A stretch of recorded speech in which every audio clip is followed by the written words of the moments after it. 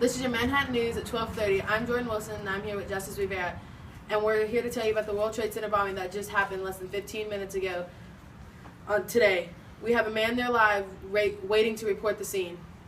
Thank you, Jordan and Justice. I'm here at the World Trade Center. At 12:17, this building was attacked in the underground parking garage. It seems to be a car explosion. So far, there's been 6 people dead and 600 injured.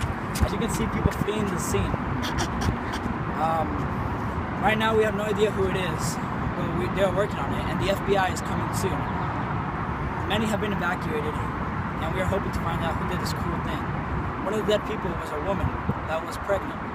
She'll never see her child. She'll never see life again. Back to you.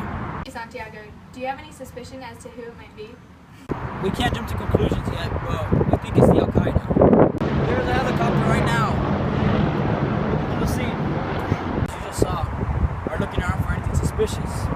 And they're helping evacuate right now. We don't know what it is right now. Live and Lawler, how do you feel about this tragedy, sir? I'm just trying to get home to my family.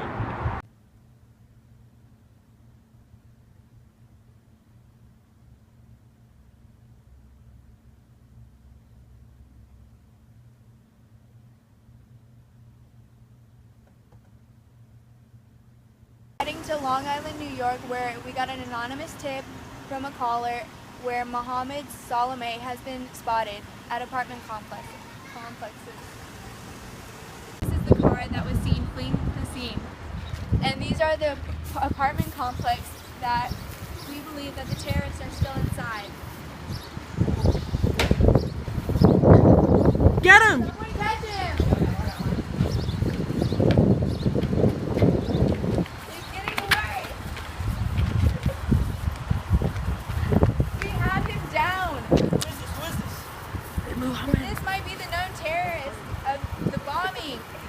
Santiago sat down with a woman whose father was hurt in the terrorist attacks. Here she is now. Julie, where were you when this happened? That's a great question. I was in class when I got the news about the bomb going off in the underground parking garage. My dad works as a security guard for the tower, and he was in the building on the lower floors. He hurt his leg pretty bad. I'm really sorry about that. Another question, do you feel like there's going to be more terrorist attacks? That's another great question. I do. Well, I mean, there's always going to be bad guys out in the world, and we can improve security, but I think things like this are going to continue to happen. Hopefully we can minimize it, but we can't prevent it. Thank you for your time, Julie. Latest update of the terrorist attack of the 6 victims killed and the 7 terrorists involved. We have the identities of the 6 people that died in the bombing.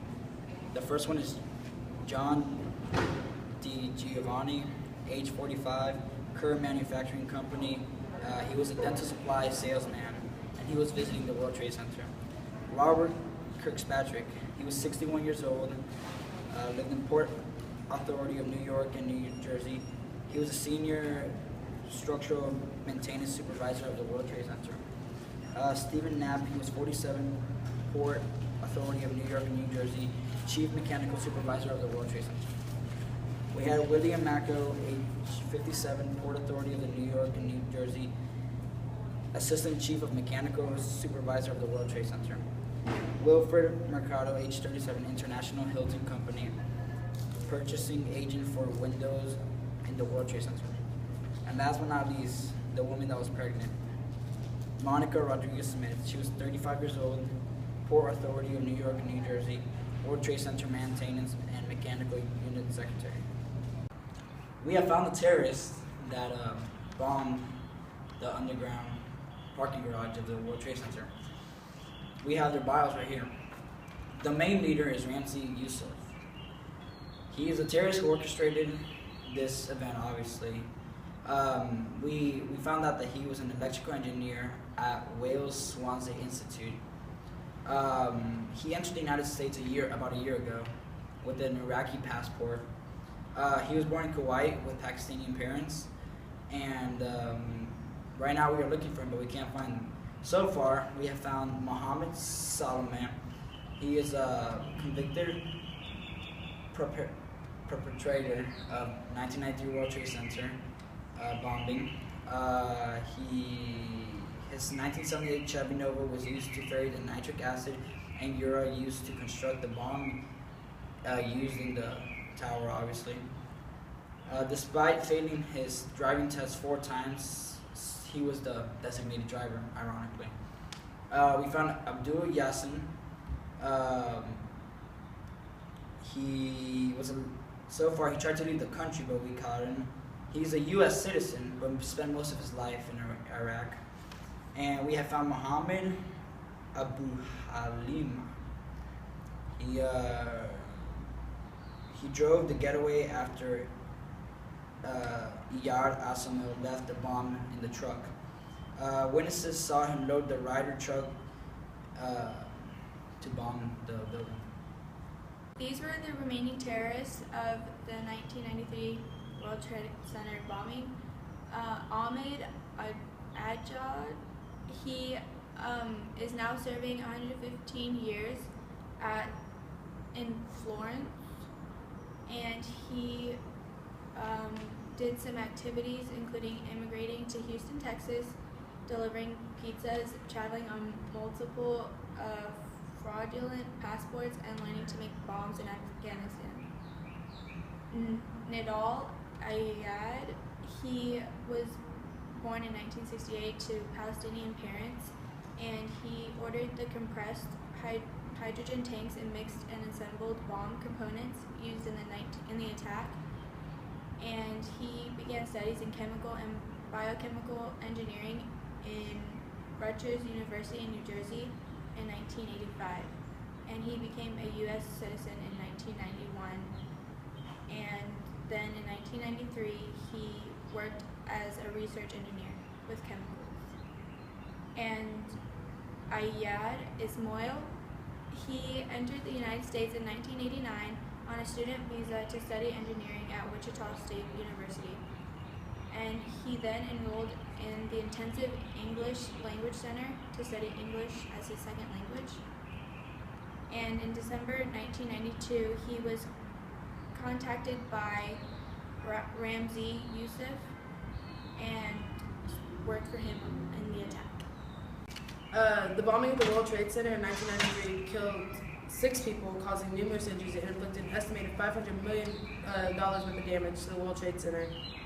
We will be going to a cemetery soon to honor the people that died, the 6 people that died at the World Trade Center bombing. This is where the 6 people that died lay. May they rest in peace.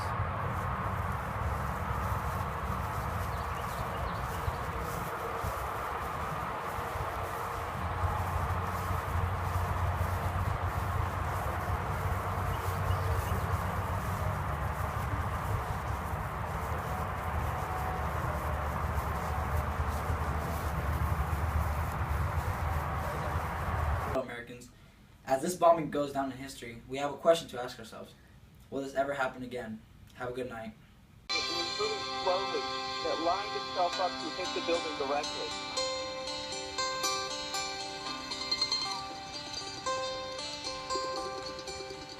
Where were you when the world stopped turning?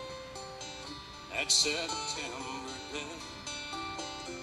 Out in the yard, your wife and children working on some stage in L.A. Did you stand there in shock at the sight of that black smoke rising against that blue sky? Did you shout out in anger and fear for your neighbor? Or did you just sit down and cry? Well, did you weep for the children? We got an explosion inside the building. Did you rejoice for the people who walked from the rubble and sobbed for the ones left